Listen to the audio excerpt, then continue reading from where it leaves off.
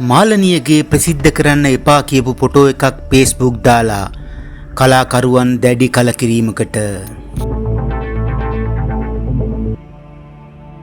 හෙළනිලි රාජනීය මාල්නි ෆොන්සේකා මහත්මිය අවසන් කාලයේ ගත් ඡායාරූපයක් හේතුවෙන් මේ වන විට විශාල ආందోලනයක් ඇතිව තිබෙනවා.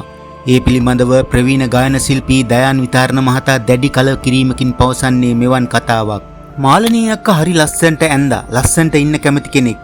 ඇයි කාගේ හෝ ඉල්ලීමකට මෙසේ ඡායාරූපයකට මුහුණ දෙන්න ඇති.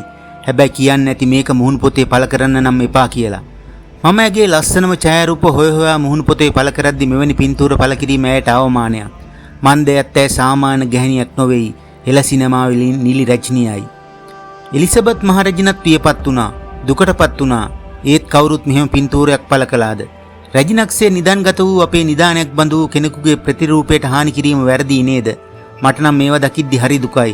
මේවා ඉවත් කරනවා නම් වඩා හොඳයි. යනුවෙන් දයාන් විතාරණ මහතා දැඩි කලකිරීමකින් පවසා තිබුණා.